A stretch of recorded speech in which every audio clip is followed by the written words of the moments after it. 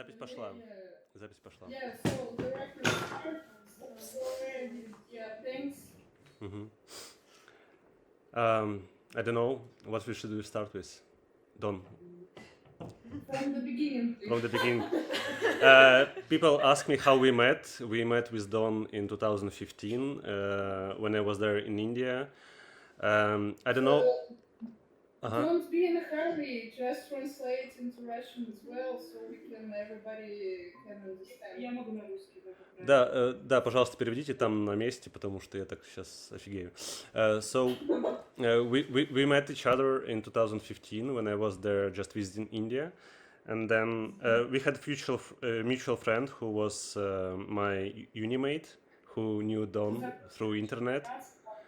Через общего друга, And please translate, not in my camera. Yeah, at that moment, I think Don, you just came back from Australia from your studies, right? And you was preparing to make your first film called Shavam. It was 2015. Yeah. So how did you decide to? I remember that your studies was in some other field, like I think programming or something, and then you decided to start making films. How it happened with you?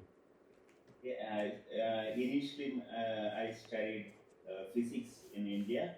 Then I went to Australia to study IT, and I worked there for a while. Later, I did different jobs. Later, I wanted to get into films, so I went to film school.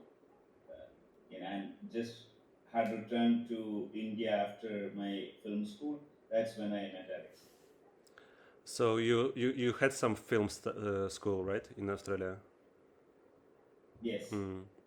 And I think maybe it's interesting point to discuss the situation with independent cinema in Kerala. So when you came back, you had some certain community, and maybe can you just give us a picture what's happened with independent cinema in Kerala? Because as far as I know, it's like a long tradition since maybe 40 years or something. And how did it appear? Yeah. What was Yeah, we have a long tradition of independent cinema in Kerala, from filmmakers like Adur Gopalakrishnan, Aravindan, John Abraham. Sorry, and can you make please pauses in the end of sentences so we can translate into Russian in parallel? Sorry for that interruption. Yeah. Sure. Yeah. Continue. Yeah. And when I first came back to India, I met a few independent filmmakers there, and I traveled with them. Some of them were trying to distribute their films, and so afterwards, when I decided to make my first film, many of them collaborated with me, and one filmmaker was the cameraman, another one was the editor. Some of them acted. Yeah, so it was a collaborative process in the beginning. So once I came to know that there are a lot of aspiring filmmakers or people who are interested in these kinds of films, then I got more confident in continuing making films. Yay, Sigma move.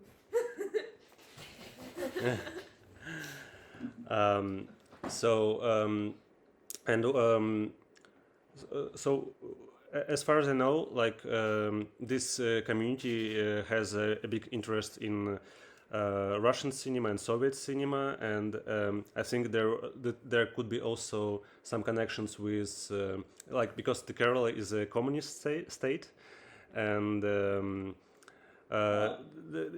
could it be the reason grounded in this, that some communist state and then maybe some connections with Russia? That's because you told me, as I remember, that there were some groups called in honor of Eisenstein or Dziga-Vertov. Can you maybe give this historical picture of yeah, of independent cinema in Kerala? Wow. Yeah. So Kerala is, I wouldn't call it a communist state, but communism is very prevalent here. So and right now, even though we are living in democracy, the ruling party is a communist party in Kerala, and most of the progressive movements related to culture and film are very much in hands with the Communist Party, also in India. Uh, Even though you cannot always, attribute all the progressive elements just to Communist Party, it's one of the elements that has contributed to the Kerala's cultural scenario. In what way that Communist Party help or support independent art? Um,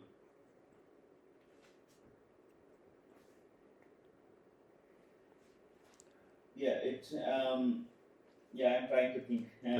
It's a very sophisticated question because see in if since you have traveled in India quite a lot, Alex, you would have noticed the difference between different states of India, and it's predominantly a very Hindu country, and religion is so prominent everywhere. So communism has a different way of thinking, and that has contributed to people to not to be divided or only on the basis of their religion, but rather more in a on the basis of their thoughts, or it still divides, but on the basis of probably on a class basis, probably. And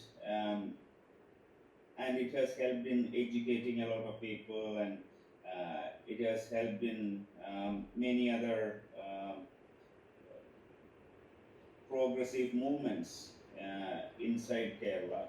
So and they keep on coming. Like every 5 years, we keep on electing the communist government. Every 10 years, after we have this rotating system almost. Once we elect a communist party, the next time we elect probably another right wing party. Then again, after another 5 years, the Communist Party will come into power. So that is there. But even though it is still called the Communist Party, I wouldn't say that the idea is that even though the basic ideas are Marxist communist ideas, it is not entirely or purely communism per se in the global sense. It's a very customized version of communism. Yeah, it's very eclectic in a way, yes, because you have a communist party, you have still many religious groups, and you can see. I just noticed that I remember this the posters on the street where you see Marx, Engels, Lenin, and then Shiva all together. And yeah, this is fucking awesome. yeah, and also hammer and sickle everywhere, but still temples and religious groups. And yeah, so I think here there are two questions related to this film. First is that the film is depicted the historical period of Kerala just in the beginning of this Kerala reformation, or what exactly happened in this sense? Yeah, and also there is the Christian community depicted in this film. Can you maybe tell about your background, and also I think it's also an interesting point about your background and about these Christian communities in this particular region in Idiki, how they got there, how they appeared there, what's their life and customs. Yeah, so these are mostly all the stories that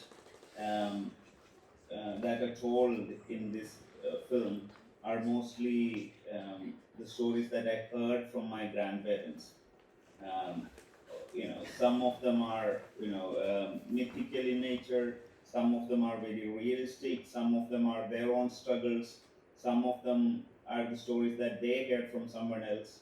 So I was like, since these are all the stories that I heard through him, um, my attempt was to uh, give it a form of storytelling. So you don't know whether like how much of it is true or how much of it can be believed. I have tried to bring that element also into the film. I don't know how much of it is communicated, especially in different culture and people speaking different language. um, and if I am to speak about my background, I come from a Catholic family. Both my grandparents both sides of my parents are all Catholics, but I am probably the first non-believer in the whole family. And yeah, so it was a struggle to get out of the whole system of um, uh, faith. Um, Even though I'm not sure whether it's a good thing or bad thing at this stage of my life, I'm not judging too much. But I strongly used to resist uh, because my family was very strict about religious practices. I was as a child, I was always supposed to go to church every Sunday and uh, practice all these customs. But later, I think I came in peace with that. As long as I'm not forced to do anything, I'm okay with other people practicing. Wow. And how this Christian appeared in this area, in because as I know, this area was wild jungles maybe 60 years ago, Yeah. and your grandfather was the one who, from the first people who came in these jungles, and why Christians moved to this area. Yeah, because they were not very rich, and they came from another district where they had a little bit of land, but that was not enough for them to farm.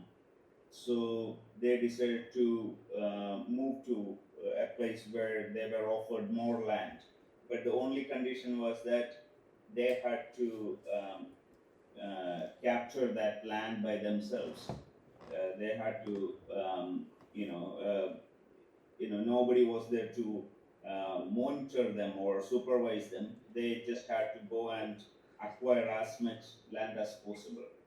So, and also that also, like, these are all stories that we have heard. So I don't know the factuality of these things, but it is also said that there was a conflict between the other state, nearby state, which is Tamil Nadu. So Tamil Nadu was also trying to encroach this area. So to prevent that, the Kerala government allowed people to go and encroach these forests. And what's special about this area? Just what's the main maybe highlight? Because like it's an agriculture place, and what's special about it? Yeah, it was. it's just it was like in those days, since everybody relied so much on farming and agriculture, they just wanted some land, and um, and they were very happy to get very fertile land free of cost. But what they had to sacrifice was probably like the risks that they had to take. Probably they had to sacrifice their sometimes there were fights between two groups. Sometimes you would have to encounter the wild animals and stuff. So yeah, it was um, difficult all times. Mhm. So, and your films, like you said, like you're from Catholic background, maybe we can speak a little bit about your other films. I think at least first, your films are somehow uh, somehow speak about this Catholic community in a critical way. I would Yeah, say. and the Mhm. latest film too. I didn't see your latest film. Yeah. Yeah. Yeah. Okay.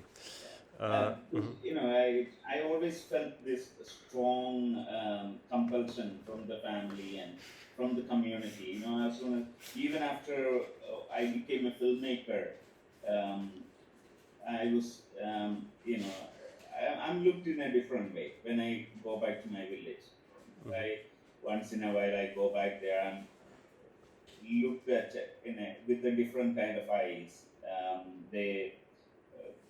They are very suspectful, or they are not or very judgmental ways, because I not living a very conventional life that they expect me. So and as a child, it was very discomforting, and I think there's a little bit of rebellion still left in me. Mhm. Probably it's all I think it's all gone with the last film, because I've done enough Mhm. already. Yeah. Okay, maybe yeah. So maybe we can ask people to ask questions if they have. Yes, yes. Yeah. Okay. There is. Hi. I have a question. I like film very much. Yeah, and I find it very interesting that like this area with such like a mix of different religions, like it happened to like live in a communist like politic environment, and how it coexists together, because like in its nature like communist is like very anti-religion, like very atheist based ideology, and it's like have it like transformed in some custom way in this area, because how it like coexists together, like this communal like traditional way of living, and such a strong ideology. Yeah. Yeah. See, in India we have a multiple party system. It's not a two party system. We have so many parties. So when someone comes in power, they cannot come in power alone. They have to go into coalitions. Um, so communist party, like even in Kerala, even though the communists are in power, they are not alone. I think right now they are in they have formed this government called LDF, Left Democratic Front. Sometimes right wing parties also become a part of that LDF. At one stage, Muslim League was part of that. So it keeps on changing depending on these small parties' stance time. So, and depending on how much more votes they need to get into power, they will also assimilate more, smaller parties into their coalition. So, so it's not never one very harsh, political thought, and even with the CPIM, which is the Marxist Communist Party of Kerala, they are not very particular about attacking religions, per se. Even those, their stand is anti-religious, they don't have very active conflict with all the religions. They take a more neutral stand in Kerala, and the party exists only in Kerala and Bengal right now. So in both those places, and in Bengal, it's almost in shatters. They cannot come back to power anytime soon, I think. But in Kerala is the only place they are strong, like this right now. So yeah, they have found this equilibrium of working with parties and other religious groups as well. They go and meet religious leaders. They shake hands with them. They have dinners just before the elections, and also, so it's just another party these days. Okay, thank you. Yeah. Okay, another question in Tbilisi. Oh, sorry. Yeah. Okay. Okay, thank you for the film. I really liked it, and I felt it like very clear for me and natural. And I'd like to ask, how did this film was perceived by the Indian auditory in Kerala and so on? Did you show it to your family, for example, to somebody in neighborhood and so on? How was it? And is it film have some, I don't know, distribution in India? Yes. I didn't have a proper distribution in India, and the main reason is that the audience are very scattered for these kinds of films, and and we don't have a proper distribution, scenario for independent films in India right now. But then we will have to. Otherwise, we will have to take the normal theater route, and if we go through theaters, what will happen is only some people will come to some theaters here and there, and the theaters themselves won't like it because we have too many films coming out every year, and most of them are very commercial films, specifically made for the commercial taste of the people, with background music throughout and very colorful imagery and close-ups, a lot of close-ups and fast cutting and everything. So the common people prefer that. I think that's probably a similar situation in many places. And in India, that is the experience I have had so far. But this film traveled to a few festivals, and I was lucky to screen it in many other places after the festival runs as well, like small screenings. So and it's still continuing as you are doing it right now. And this film was on Moscow Film Festival, yes? That's why Oh we have yes, Russian subtitles. it was in Moscow. But in terms of like some people who is closer to you, like your family or people who had maybe some connection with these historical events and so on, did you show to these people this film? Yes. I wanted to know what they felt. I showed it to them. It was, but because of the form, because it is in black and white, and it's because it's in long takes and all of that, they found it very boring. Oh, So yeah. This is the reality. There is nothing. Yeah, it's no, too real. We feel you. We feel this intonation, really. Yeah. I have a question. There was a scene with a theater. What's this kind of theater? That's an imagery from one of Kerala's first social activist theater. one of the first place in that tradition from Kerala. So, and this particular segment I felt went in sync with the conflict of the characters at that point, or that particular character. On Kora, the character's name is Kora, and he is also away from his wife, and this woman in the theater play is also thinking and crying about her husband who has been gone for a long time. So when he remembers of this particular the theater play that he was once part of, he suddenly writes a letter or compiles a letter in his mind for his wife. That was the idea. Yeah, thanks. Yeah. Questions? So I would like to know, if there are any interpretations or any thoughts that you had as audience. We had a certain discussion here for 15 minutes, sharing many ideas, and yeah, because some things are still unclear, and yeah, but I don't know if someone wants to share wisdom. Очень смешно.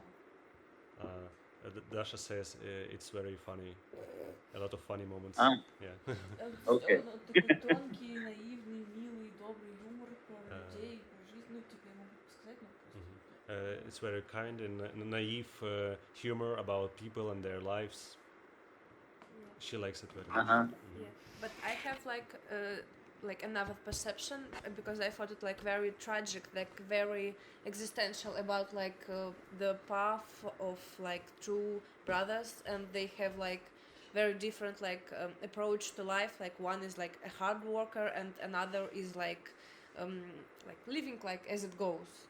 So Yeah. and it's also I felt like it's about trust because like these people they go like to hunting and it's like illegal as we like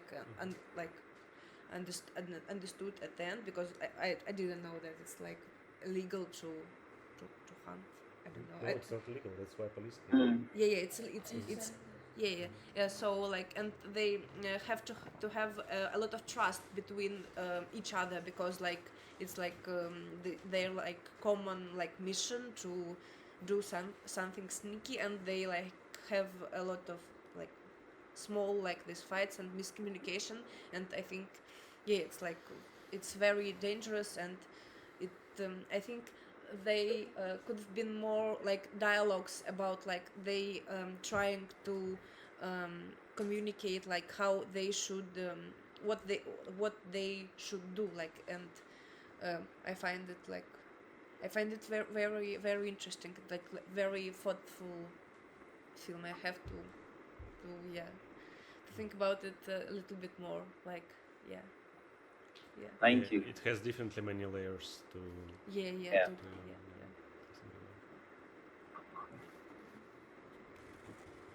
Maybe any comments in Moscow? No?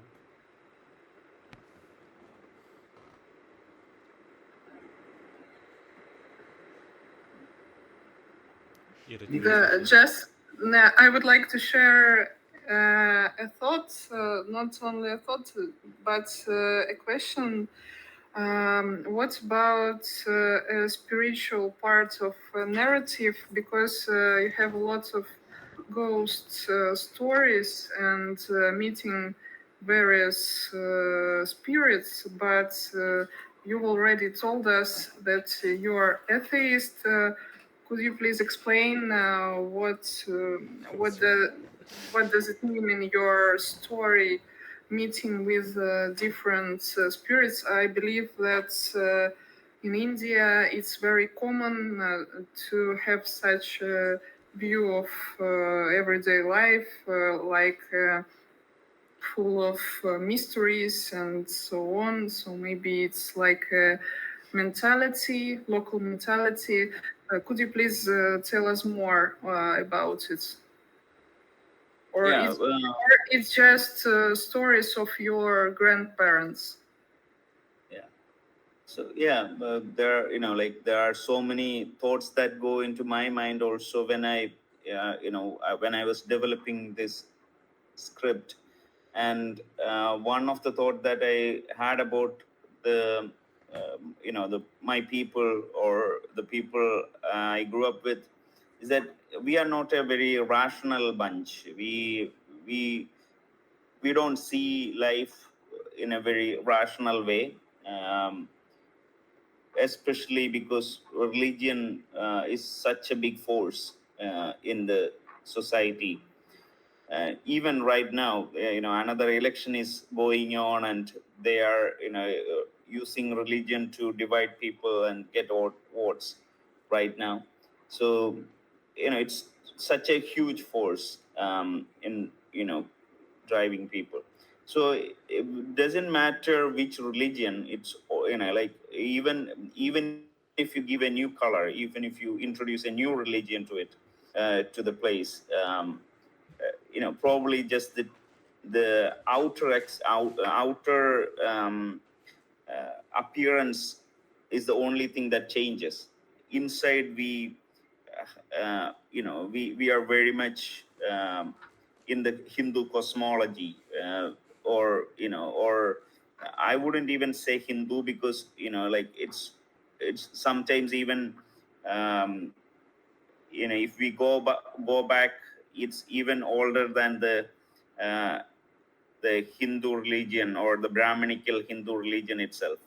Um, the culture that is present, especially in South India, we used to have other local deities and small religions, and there is a tradition of those beliefs, and tradition of those thought processes as well. So I wanted to reflect that, uh, and this in this film I wanted to represent a land that is or a space time where it is not just the everyday reality of people, but also their myths, and even like and even the cosmology of the animals and their inner world as well. So it is all in LA, and it was a perfect setup for that, because hunting, and a bunch of people going for a hunting, and you get to explore many other aspects as well. Like there's a journey, and you don't get too close to any particular character other than the two characters that you mentioned, the brothers. Others are all like they would have their own inner worlds. So how can you represent that visually? That was the uh, challenge, or the thought that I had in my mind. Then I decided to bring it all onto screen in one particular form, rather than um, going into close-ups of certain characters to show their inner world, but just paint it all with larger strokes. Uh, yeah, I also have one comment. I, I really like how in your early films you depict women in this society, which seems very patriarchal. And I also experienced this in this part of India. Like you never, like as a male, I had barely contacts with women. And also Yeah. in your films, like women are somewhere else on the distant or on the poster, and here you have one lady who sits on the tree.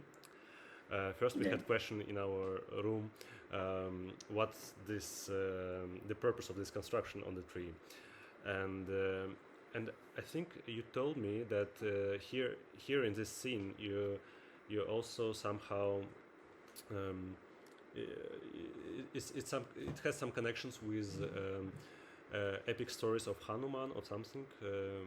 If I'm not, or maybe I'm not correct, maybe I mistake something. Um, Probably not Hanuman. No, not in this story. Yeah. Okay. Yeah. But you know, these little tree huts were, you know, used by my grandparents. I have heard, and that fascinated me a lot as a child. So I, you know, and this is how I imagined it when they told me these stories as a child. And so when we built it for the film, at first they made a very realistic ones, but those were smaller ones. So, but that's not how I had imagined it. So I asked them to recreate it in a bigger fashion. I wanted it to be bigger, so more people can sit there, and you know, probably an entire family can fit in. And so they then, you know, so it's not, we didn't have any factual reference, like, you know, photographs or video or anything, or even drawings. We didn't have anything. So it's purely what I had imagined from the stories from my grandparents. So it was just imaginable houses, so they never exist, or how? No, they existed. They existed. They had it, and this is to protect them from the elephants. Ah, yes, that was my guess Yeah. actually. Yeah.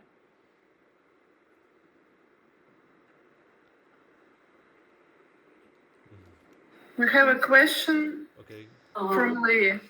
Hello. Thank you Hi. very much for the movie. Hi. Hi, Jean. I had quite, I guess, a similar question as Losha. I found that there were like 4 female characters, and I was wondering if they are connected anyhow, like if there is anything common in between them, why these 4 characters are only females? Like, is there a line, or I'm looking the wrong side? Yeah. So this is mostly a man's world in, you know, what is depicted in this particular film. So that's the main reason you know, I didn't bring in too many female characters or their perspectives. And probably the only person who has a little bit of agency, or a little bit of her own story, is the one who is sitting on top of the tree. Yeah, but you know, your observation is right. It's, you know, like, it's a space where there are not many women. So I think I have compensated for that with my latest film, because most of the major characters are females in that film. So yeah. And how do you think the bull who stepped on the hunter, it was male or female? I'm trying to imagine here. Sorry, I didn't get your question. The bull who stepped on the hunter, who damaged the hunter. Oh yeah. You know, you are free to imagine. Thank you.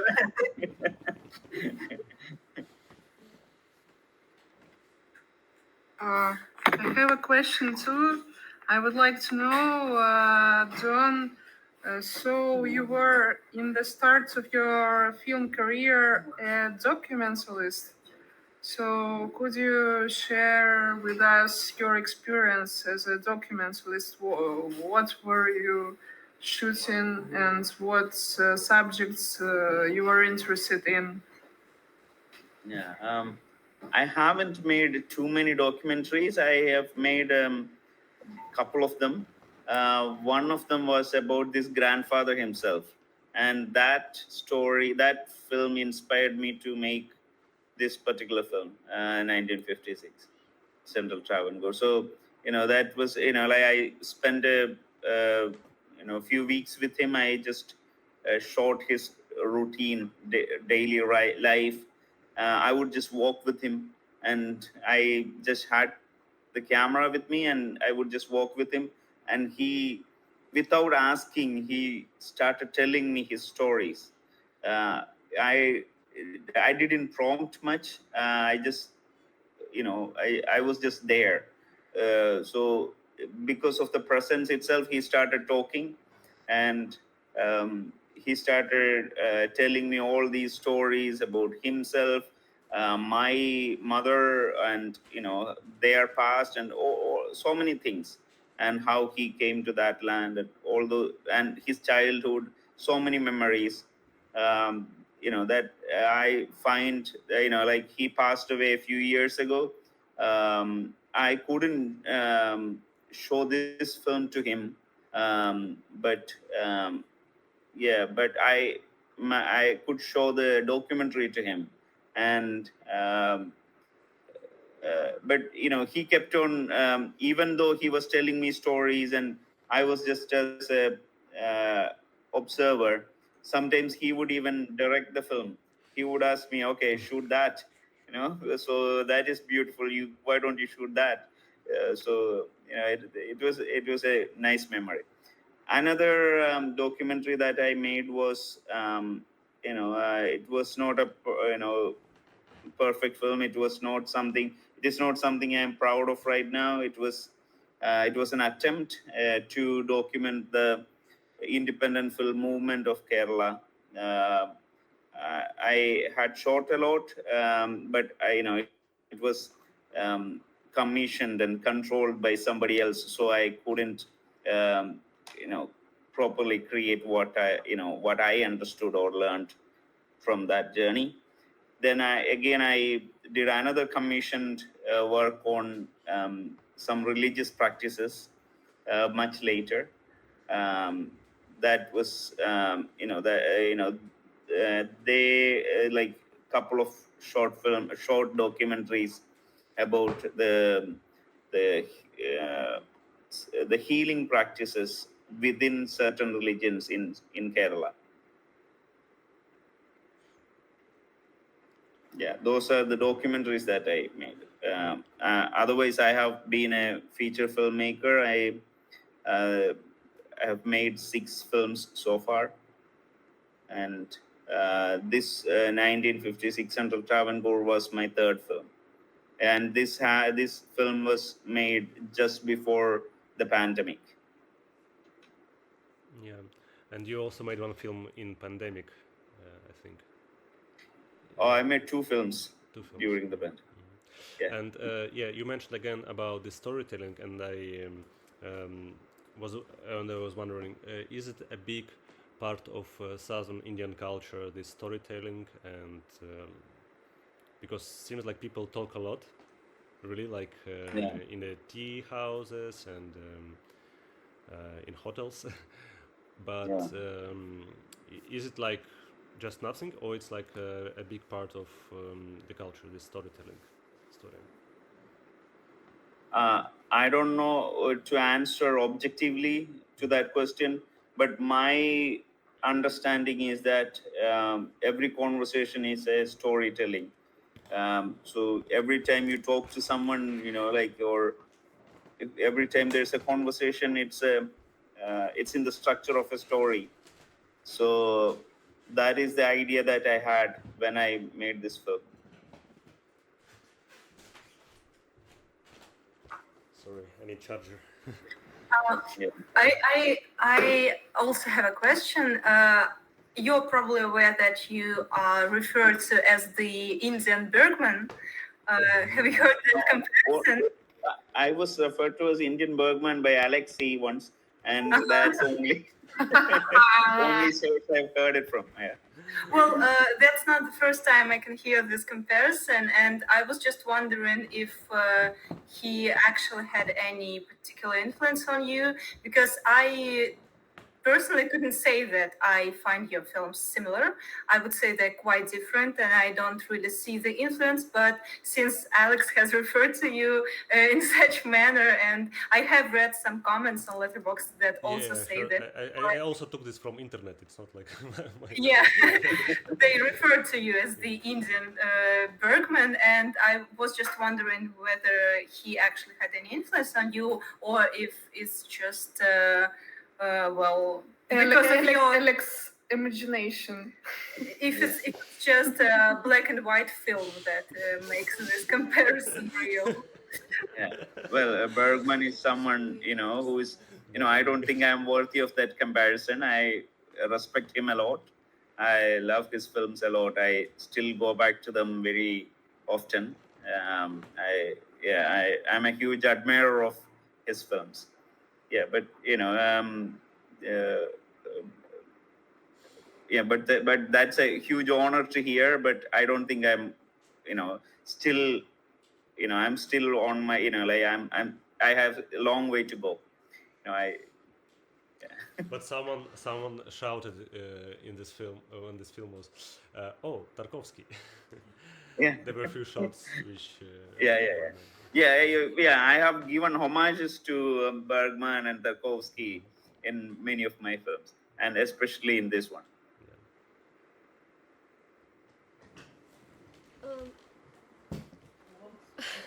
Hi. I just wanted to add 1 second. I just wanted to add that in our room, someone also said that one of your shots looked like Tarkovsky. I just think it's quite funny. I think the shot with the fire, I suppose it was. Maybe. And someone saw the fire and was like, "Oh, that's Tarkovsky." Which, I think it's funny. But thank you for your answer. I can see that. You probably were influenced by such great filmmakers as well as many of us, and that was interesting to know. In one small addition, I really admire shots with animals, so they really look very spiritual, like they have some macrocosmos and their own thoughts, and it looks very mysterious in a good way. Yeah. Thank you so much for your meditative work, and it's peculiar for me to learn that you were making documentaries, because I've noticed like a documentary eye by the way you picture the reality, and I was a little bit late to the film, and I think I wasn't beforehand aware whether it's a documentary or not. And then when it started, I'm like, is it a documentary film? Is he like placing the camera and filming himself? And through this discussion, I get to know that you're like a true son of your land, like Kerala, and you seem to get a lot of inspiration from this land, from this part of India. I was just wondering, what was the turning point for you? Because you initially were a physicist and then you started to study IT.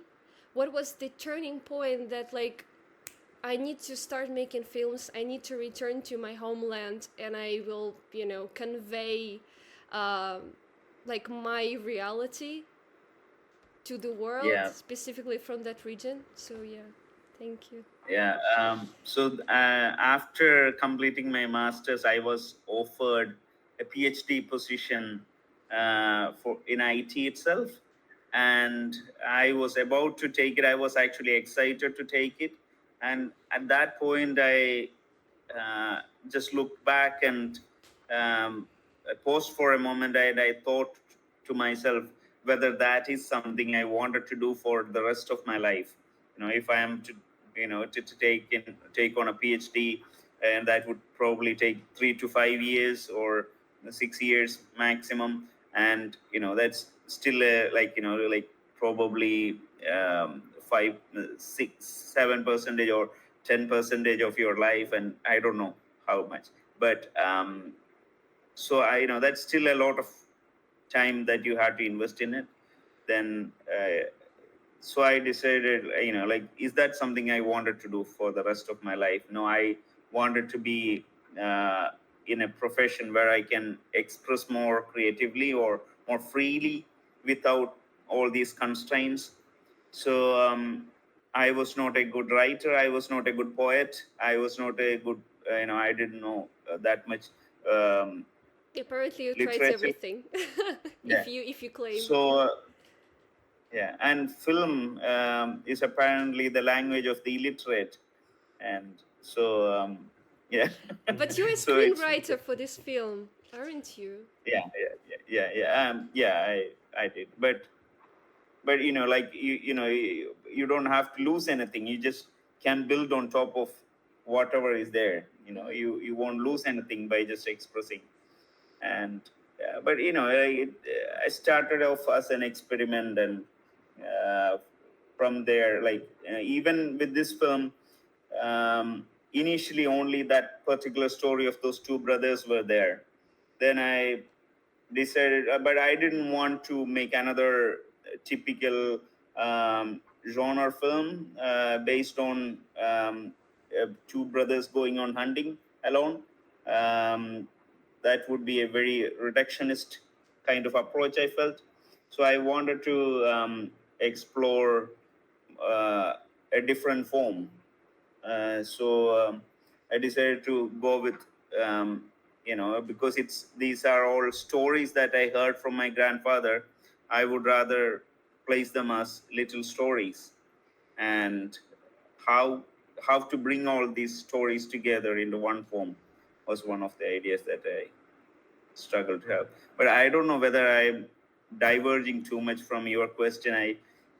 Whether I even answered your question You properly. did, especially considering the time in Yeah. Delhi right now. It's like heroic that you decided to, answer our questions deep in the night. Much appreciated. No, I'm very grateful for you to be watching this film, and thanks Alexei for organizing, curating this film to this wonderful audience. It's been a pleasure. Thank you for your film.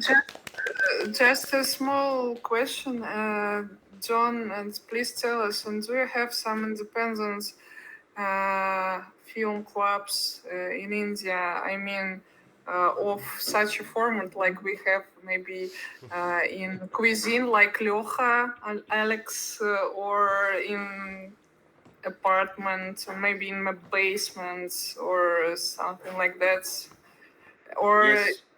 or you have only maybe state cinema clubs controlled by officials? Yeah, we have both. We have in Kerala, we have so many film societies, but those are all controlled by old people who are like probably in their younger days they were all communist party workers, and these days they have retired and they are just watching films. So and young people don't go to these film societies anymore. So that is there. Then we have other small groups, and these days film clubs are like, some film clubs are starting here and there, especially one I have to mention. There's one that is happening very actively, that it is called the Bangalore Film Club. It happens on the we don't have the basements. It would be too hot in the basements here, so it's on the balcony. It's on the balcony of an apartment. They have set it up, and this one person particularly is behind it, and he is very passionate about screening films. And he is not a filmmaker or anyone, but he's just passionate about screening films. And yeah, we are very much in touch. I have screened a couple of my films with him. We also screen other films. And I myself curated a film festival in one of the universities here. Recently, we showed Indian independent films there. 10 Indian independent films. Yeah. I think you also told me that you had, как сказать, передвижка. Чего? Передвижка. Передвижные кинотеатры. Передвижка. Moving cinema. Portable in a way. I mean. Yeah, like portable cinemas, yes. like that goes in the villages Portable. and show and screen these alternative films. Yeah. With one of my films, I think it was the first film. It was after my first film was made. I didn't know how to distribute it, so we just took help from one of the film clubs. They had a car. Me and a friend, we traveled together all over Kerala and screened it in around 70 places. and that's how we built audience. So for the next film, we already had an audience base when I made another film. So, and with every new film, it's slightly increasing.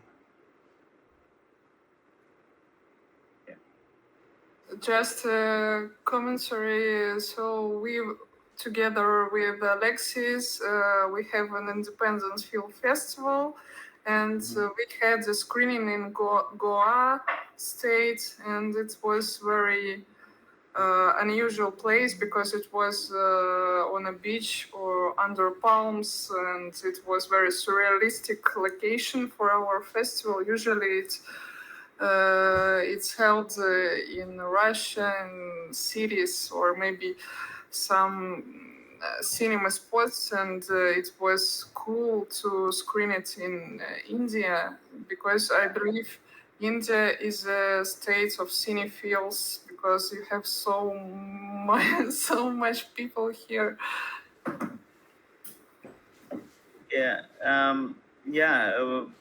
We have small festivals, like very passionate film festivals here and there. I recently went to another festival in Odisha. Alexi, have you been there? Odisha? No. One of the states in the northeast. They have an amazing film club, probably the only one in their state. But they are very passionate, and they have very, very free-spirited people too. Yeah, we should ask your contacts for the future. Yeah, definitely. Maybe you would like to screen Alexis' new film flicks, because he has some shorts very fresh and made in Mongolia, for example. Yes. I haven't seen. I would like to promote you, Ljocha's latest. Thanks. Please do that. We can probably, for the next festival that I'm curating, probably we can probably have a Russian section, and have some film from you. It will be great, because we have a lot of shorts all over Russia, and from our neighbors. From people who immigrated from Russia or relocated. So we have a pool of various short films. I believe it can be very interesting to collaborate. And I believe you should make some collaboration with Alexei, because he has fresh shorts. I have seen one of the documentaries that he has made about Kerala Ayurveda and all, and he had shown me that. He's a good filmmaker. He's definitely a good filmmaker, and I would like to watch more of his films. We would like to. We are very close friends, so I will.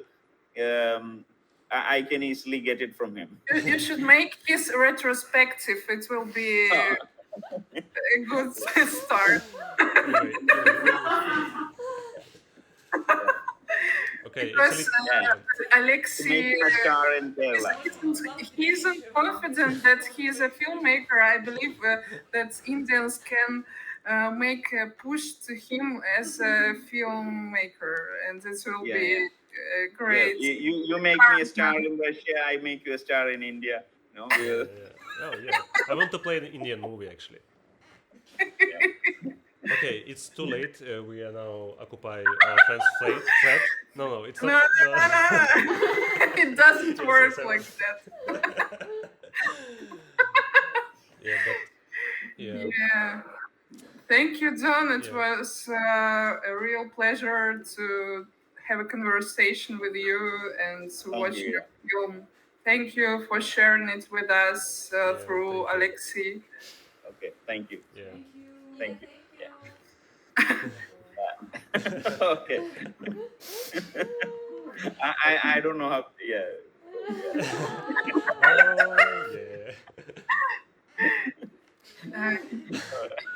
Now I'm interested. How was an impact from the screening at the Moscow Film Festival. Do you have some maybe Postscriptum. opinions after the screening? Yeah, see, when I screened it in Moscow, Kirill Raslagov, I don't know whether I'm pronouncing his name correctly.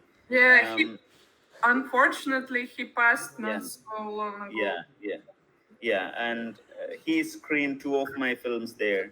I was lucky to have, and I was there in Moscow for one of the screenings, not for this film, but the other one, because this one was screened in a section called Russian Traces, because Kirill saw some Russian traces in this film. So he put in a section called Russian Traces. Russian traces all over the world.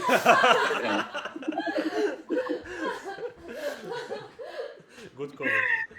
Yeah. Sounds a little bit like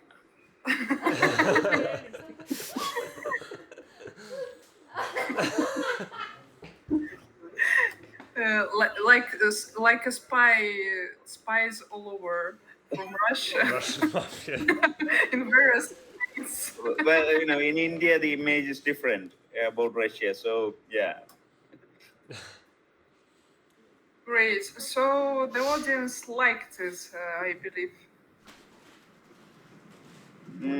Yeah, audience, like not everyone, but yeah, some people came and talked to me.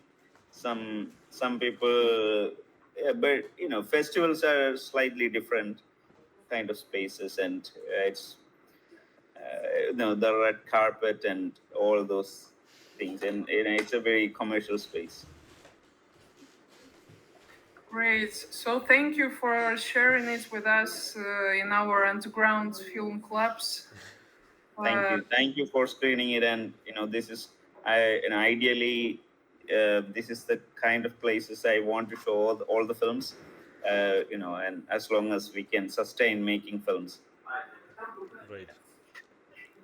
Great, much thank you, and it's really heroic action just to talk with us during the night. No, I'm it's my excitement and pleasure because 2 screenings are happening simultaneously, even after 5 years since the film was made. Very, One very guy happy. wants to show it in St. Petersburg, so maybe soon in St. Petersburg it will be screened also. Yeah. Thank you, Alexei. St. Petersburg is a great location for offshore cinema. Okay. Sorry, we need to freeze this flight. Sorry, we are now in guests, so we need to go. Okay. Good night. Yeah. Good night, India. Good night, Moscow. Good night. Good night, everybody. Thank you all for staying. Bye bye. Thanks Ciao. for everybody. Just like.